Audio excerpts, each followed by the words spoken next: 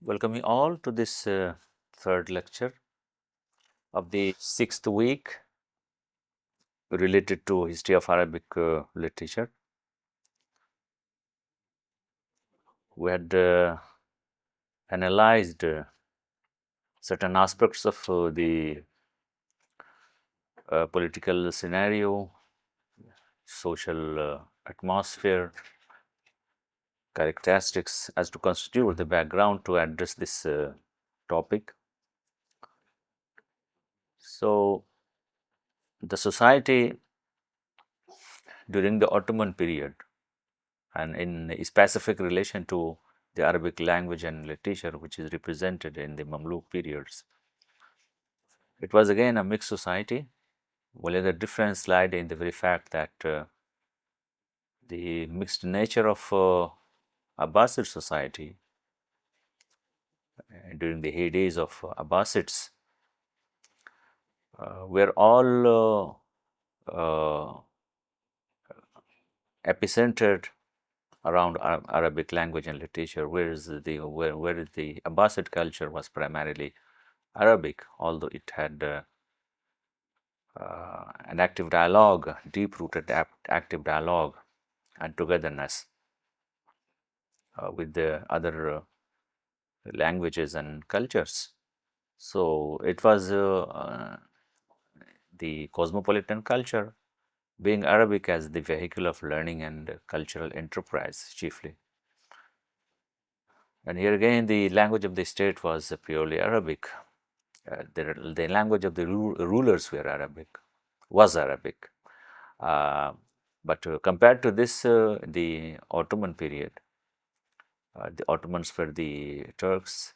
They represented the Turkic tribes, the Turkic regions, languages, and even when the Mamluks, whether they were the Bahri Mamluks or the Burji Mamluks in two phases, two well-known two phases, they had adopted Arabic as their language for official deliberations, but the later phase, that is the Burji Mamluks, in that Arabic was replaced with the Turkish as official language. So this was a big difference between the mixed society as we find during the Abbasid times compared to the mixed society we have during the Mamluk periods or the greater Ottoman period. So Ottoman period, Mamluk period chiefly, it was marked by several strifes. There were the war fronts. These war fronts primarily comprised of the wars between the Muslims, Arabs, and the Crusaders, alongside some another front involving like the Mongols, etc. So there were two war fronts during the Ottoman as well as the Mamluk period. If you take into account the greater Ottoman period, really finding their political expansion, the political expansion of the Ottomans into Europe. So this was, of course, another front. But during the Mamluk period,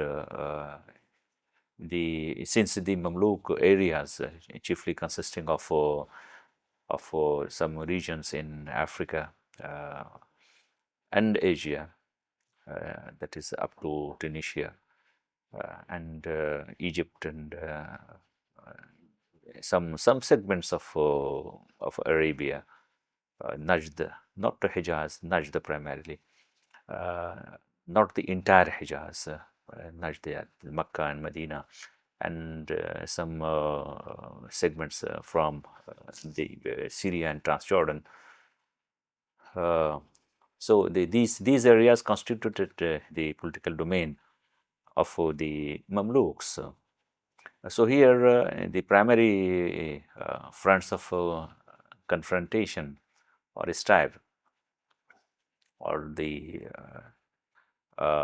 political onslaughts the strategic onslaughts were confined to the Muslims and the Crusaders alongside some other segments that represented the Mongols, etc. So it was during the Ottoman period that the state witnessed for the first time a division of society on lines of aristocracy and non-aristocracy. So there were the aristocrats, uh, and the very system of granting huge chunks of lands, etc. The feudal system as we have, it was a byproduct of this period. Feudalism was a byproduct of this period. This period also was marked by several ideological strifes, disturbances, infightings within Muslim society, all aiming political mileage to gain. So, among the several organizations we'll be having were those of the Shashiyin, for example, Shashiyin, with their ideology. So this is significant because this actually, while epicentered around hashish or the use of hashish as a means of intoxication, which might be used in many ways, also sometimes for political adventurism and political assassinations, etc. Even the word assassin is actually based on this root, that is hashashiyin. So it is actually hashashiyin. So we find this phenomenon to be represented in poetry alongside some other things that were byproduct of that time. So coming directly to this, in the domain of poetry, there were the traditional genre alongside some other genre that were promoted.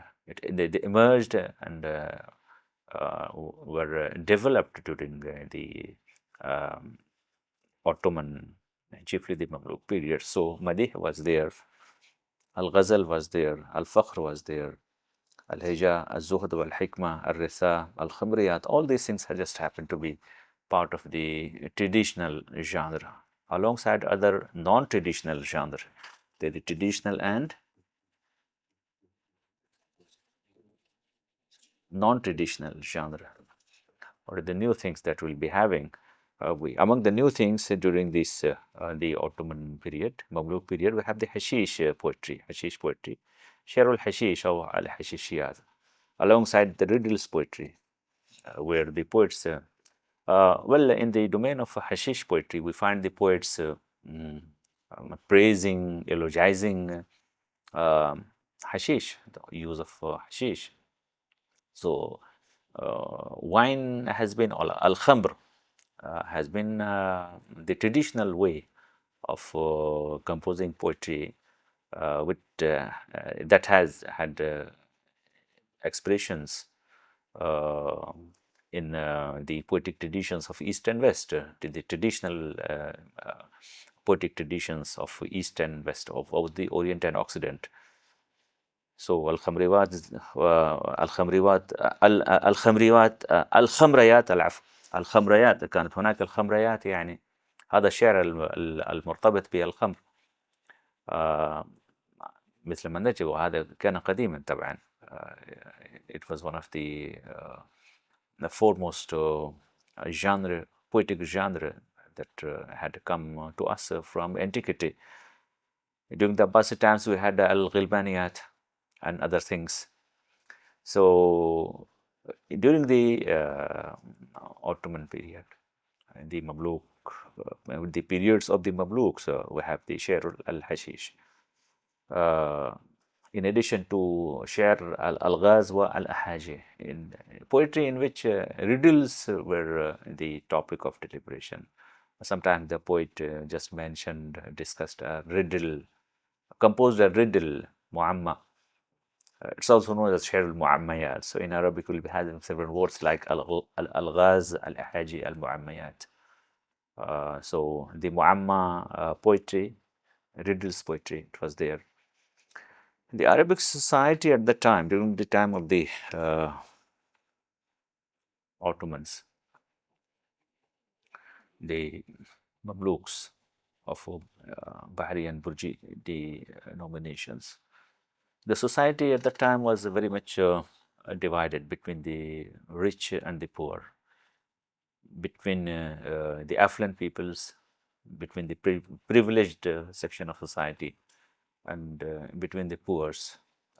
So this actually led to emergence of a specific kind of poetry, which is known as the Sherul Khubs, poetry of the bread. Bread here means poverty. أو شعر الفقر is also known as the poverty poetry. إما أن هذا يعني هذا هو المسمى بالشعر الخبز أو أنه بشعر الفقر. كيف؟ لماذا؟ لأن المجتمع آنذاك يعني في هذا العصر بالضبط في سياق النظام الطبقي، في سياق النظام الطبقي والإقطاعية، حيث كان هناك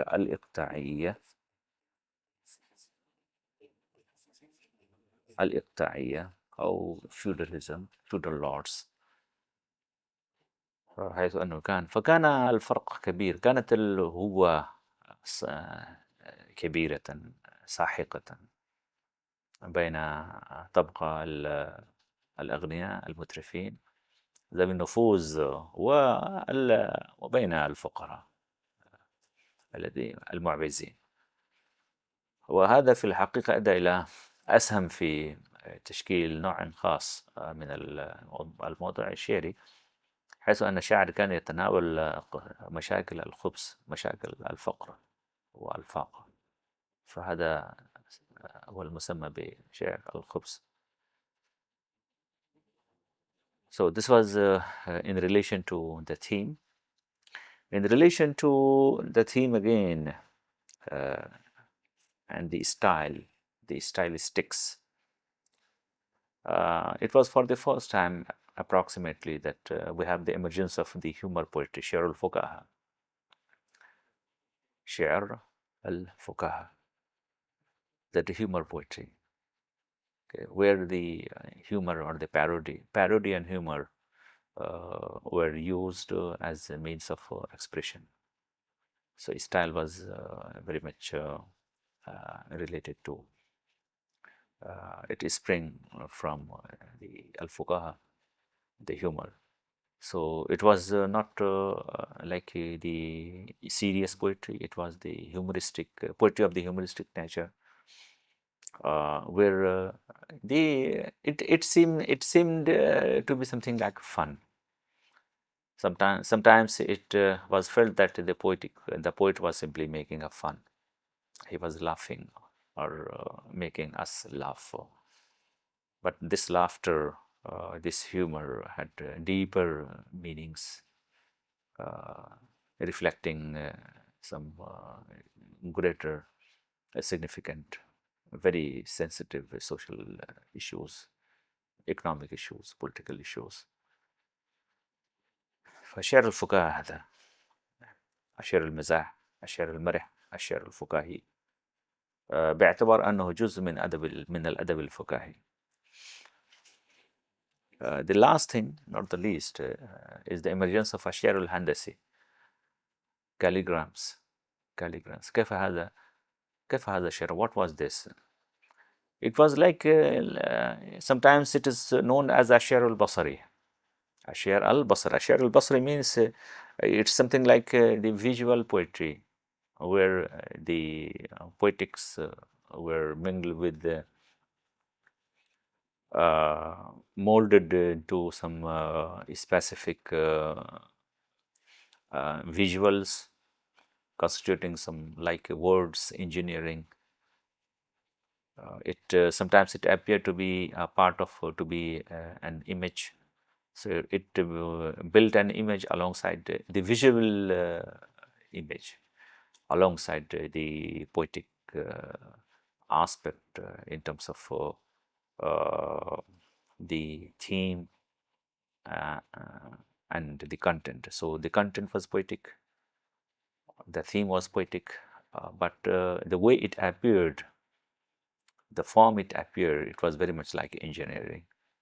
It was something like visual, like Tughra.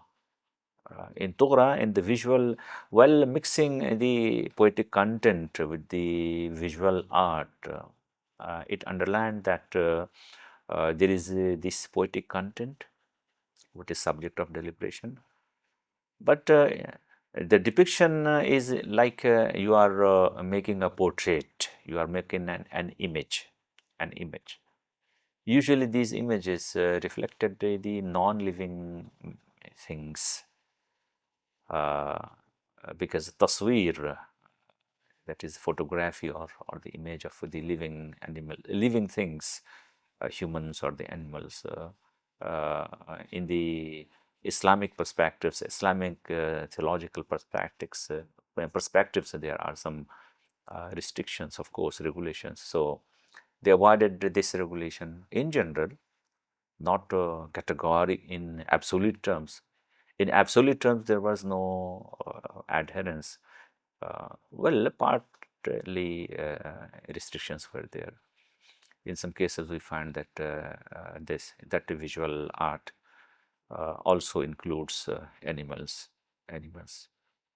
like writing "La fata illa Ali la sayf illa Zulfuqar" in different forms.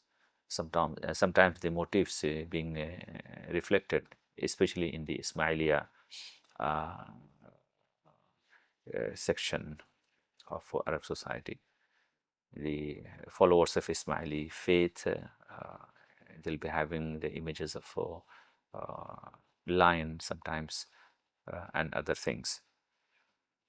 So Ashir al-Handasi was there. There were different diversifications of Ashir al-Handasi. We'll be having some examples. And then prose and historiography and philology, etc. Poetry during the Mamluk period, it was something like the continuation and refinement. Poets largely worked within the classical Abbasid tradition, largely because we have some new things, the new genre, panegyrics, that is Madih al-Badaiyat, elaborate poems in praise of Prophet Muhammad Sallallahu Alaihi Wasallam, focusing on complex rhetorical devices. And in the stylistic feature, a tendency towards verbal artistry. So there was a tendency towards verbal artistry and technical virtuosity, sometimes at the expense of the emotional depth. And this is chiefly reflected in what has been described as Ashir al-Handasi. Ashir al-Handasi. It's also known as Ashir al-Basri, al-Basr. So the prominent figures included Safiuddin al-Hilli, Ibn Nabata, Bahauddin Zuhair, Ibn al-Wardi, Abu Abdullah al-Busiri, Ibn Sana al-Mulk, and others. Al-Busiri is chiefly known for his Qasidat al-Burda. Qasidat al-Busiri, actually al-Busiri is among the foremost poets in the history of Arabic poetry when the case when the case gets related, when the matter is seen in the context of Al-Madayih al-Nawawiyya. So in the domain of Al-Madayih al-Nawawiyya, Qasidat al-Burda al-Busiri holds a very significant position. So it is the magnum opus of al-Busiri. It's in the praise of Prophet Muhammad Sallallahu Alaihi Wasallam, and one of the most popular Islamic poems of the genre. The significance of this Qasidat al-Burda al-Busiri lies in the fact that it can be gauged that it happens to be the most famous poem in the Islamic world. And its popularity was immense, and it inspired countless imitations and commentaries. There are hundreds of imitations and commentaries of this Qasidat al-Burda al-Busiri. Ibn Nabata al-Masri, who died in the year 1366, he is the most celebrated court poet of the Mamluk era, who was known for the fluency and grandeur of his style. His diwan was widely studied and served as a model for aspiring poets, embodying the ideal of the Mamluk court poet. Ibn al-Wardi, alongside Nasiruddin al-Hamami. This is al-Hamami, Nasiruddin al-Hamami, not al-Hamawi. So, Ibn Nubata, we have different contributions left by him. Was a very significant Egyptian poet المصري. كان شاعرا من مصر، كان من أشهر الشعراء في هذا العصر. So he has his diwan. Alongside another book that is known as شرح العيون في شرح رسالة ابن زيدون. So Ibn Zaydun, a Spanish poet, Andalusian poet, had written a book that is which is known as Risalat ibn Zaydun. It's a risala in the history of sciences, history of disciplines. So it was like urjuza, because the poetic, the lines of composition, if devoid of or lacking the poetic virtuosity, the poetic essence, the actual poetic essence, the deep poetic aesthetic appeal or essence, then it is known as urjuza. There are several arajis you will be having. The arajis in grammar, the arajis in religious sciences, the arajis in history, etc. Like باو تاو كاف لام واو مز مز خلا رب حاشا من أعداف يعني على حتى إلى. Well, in these two lines only, the huruf fajara have been composed, versified. So it is not a poetry, rather it is known as urjuza. Or in Persian, مبنية باشاد के मानत बरकरार मुरबा बाशाद के गर्दन बार बार. We find that the poet actually composes some lines so that it becomes easier for the learner to memorize the things, to memorize the issues of a grammar or anything that is subject of deliberation. So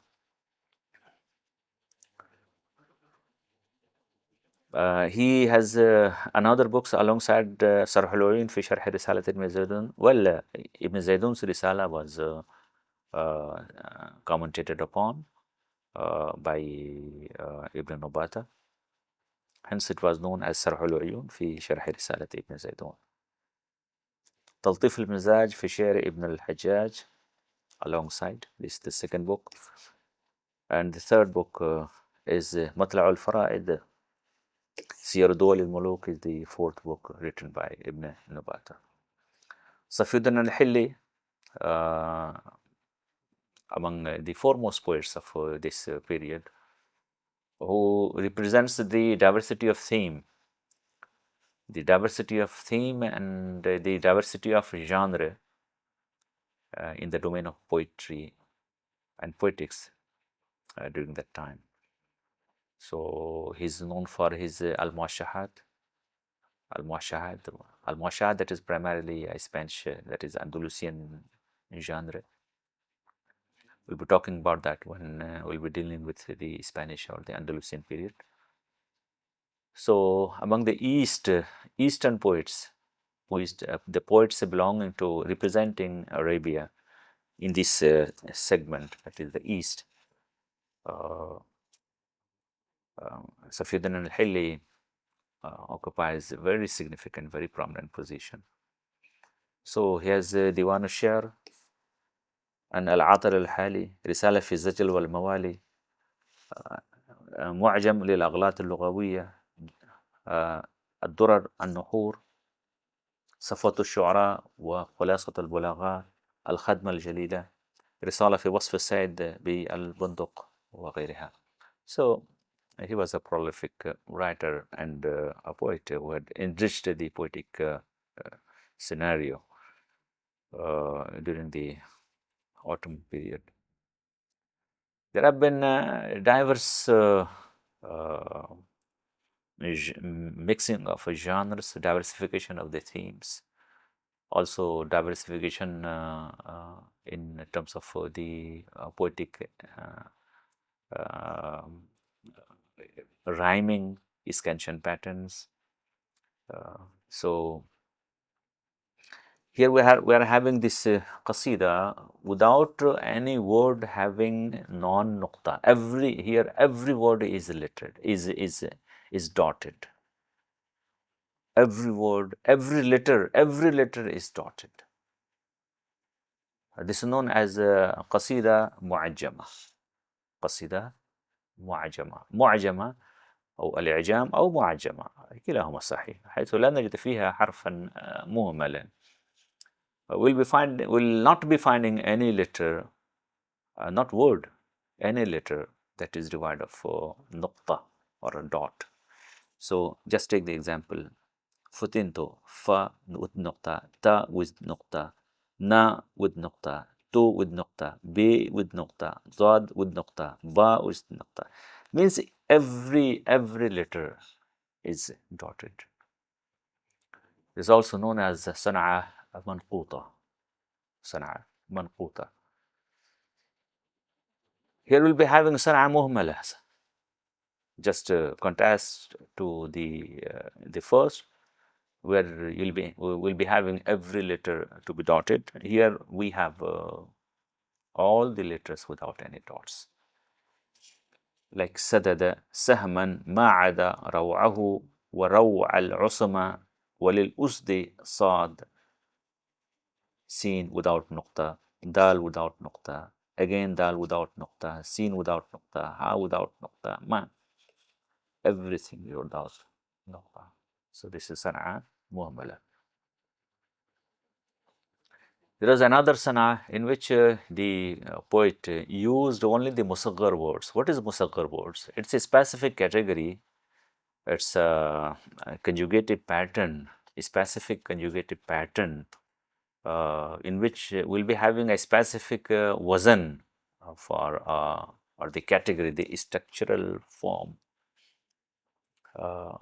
category, like having this standard wazan of fu'ail, everything that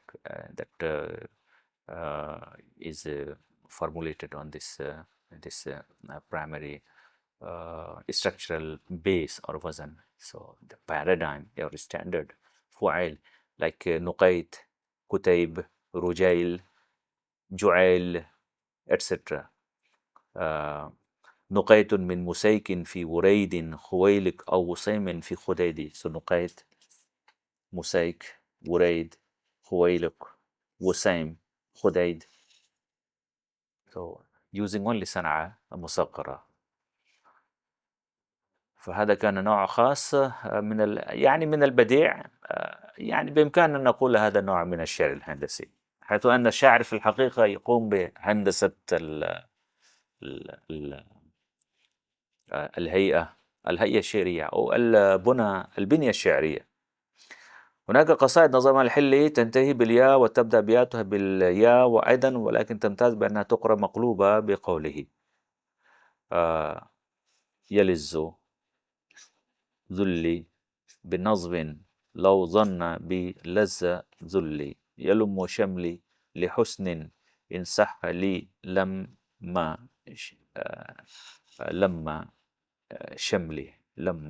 شملي. So it is like if we read it reversely, the outcome will be the same. The outcome will be the same. Like yalummo, lim, something like that. Shamli. Just read reversely. Will you finding the same thing? Yalummo shamli. Yalimmo shamli. لحسن لام ح سين نون لام ح سين نون. So that sort of engineering or articulation of a form on specific calculation, choice and calculation and measurement of words without any specific regard to the very content, the very meaning, whether or not it will be having some aesthetic appeal, poetic aesthetic appeal or not. Here, the primary concern of the poet was to show to us um, his ability to do such word artistry related to words. We'll be finding some examples of these. That pattern is sometimes found in other texts, including the text of the Holy Quran. But here again, the difference lies in the very fact that in the Holy Quran, there's no artificiality as such. It doesn't seem to be artificial. And only you'll be having one example. Just take this example. Rabbaka fakabbir. Rabbaka fakabbir. So from this side, if we read, it will be Rabbaka fakabbir.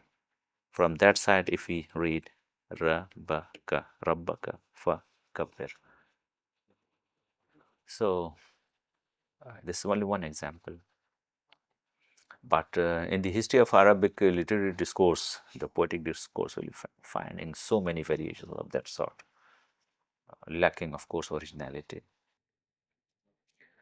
Ashabu Zarif was another poet with his Diwan.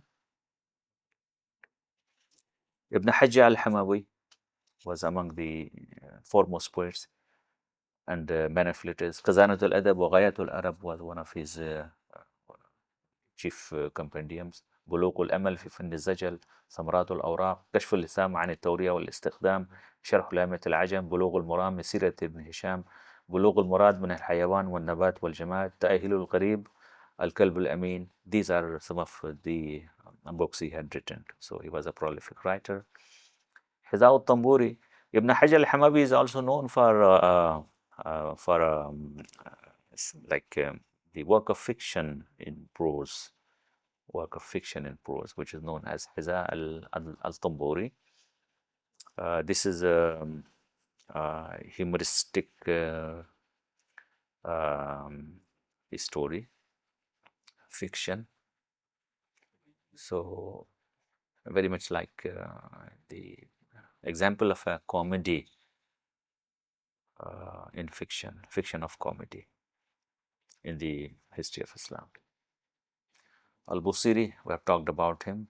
He had his Al-Kawakib al-Durriya fi Madh Khair al-Bariyya, also his al-Qura. There's difference between his Al-Burda and another Hamziya poem, that is Al-Hamziya, alongside Al-Muzariya fi Madh Khair al-Bariyya, قصيدة ذخر العماد، لامية على الرد في الرد على اليهود والنصارى، تهذيب الألفاظ العامية, etc.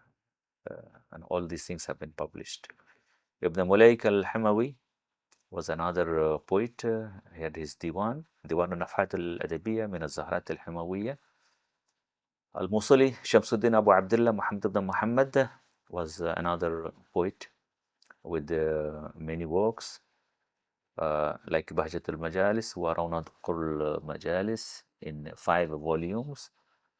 Ad-Durr al-Muntazam of Fiqh al-Lugha al-Tha'alibi. He versified the Fiqh al-Lugha of Tha'alibi.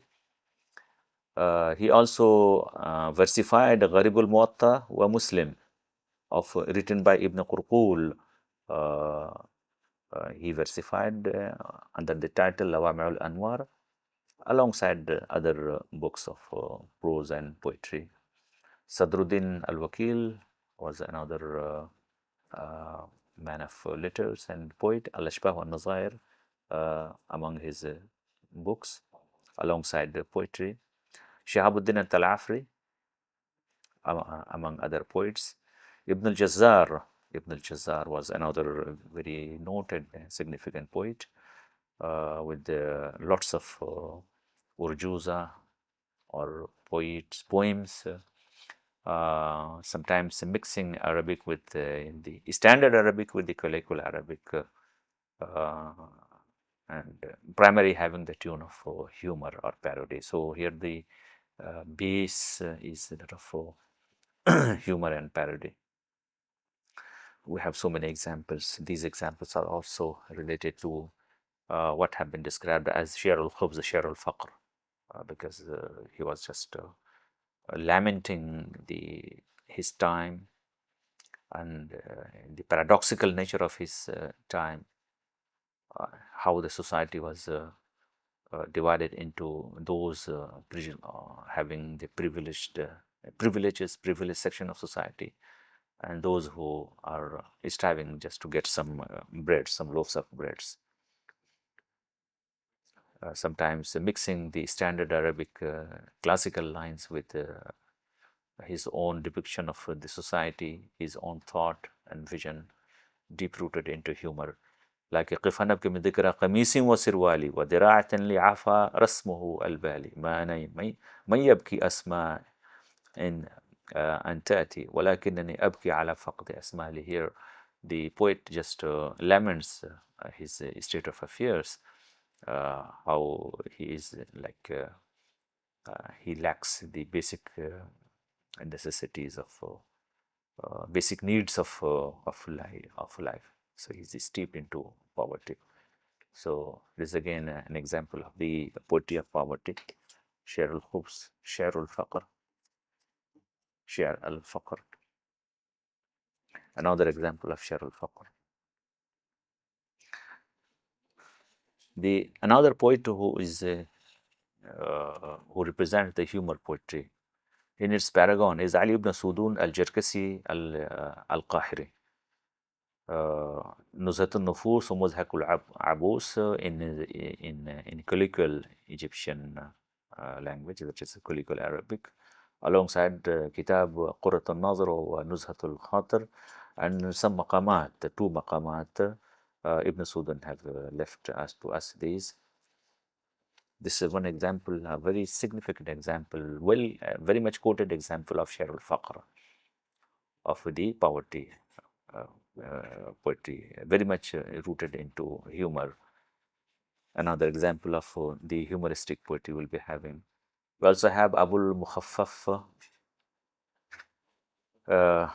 in the domain of Hashishiyat. We have this Sharul Hashish, where the poet eulogized actually the hashish, focused on the hashish theme in his poetry.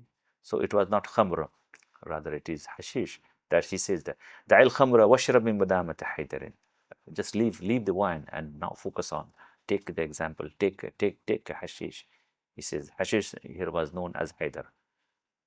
So here the poet and many other poets just prefer, just take hashish as a topic of deliberation, poetic deliberation, in place of khamr. Ahmad ibn Rustam, Al-Ama, Muhammad ibn Ali ibn Al-Ama, who was a poet from Damascus, was one of the poets who eulogized hashish. Ahmad ibn Muhammad ibn Rassam is another poet of we'll be having some other poets too, like Ibn Nuhas al-Halabi, Al-Amir Sanjak, Ibn Muhammad al-Yusufi. We'll be having Ibn Ma'tuq al-Madani. We'll be having Abdul Ghani al-Nabulusi, who was a Sufi poet belonging to the Naqshbandi order. And among the last peoples we'll be having Aisha Ba'uniya, and among so many others we'll be having. So this actually represents to us that domain of literary enterprise, representing the genre, the genre of poetics, with the thematic as well as the structural parameters, characteristics during the Ottoman and Mamluk periods. Thank you.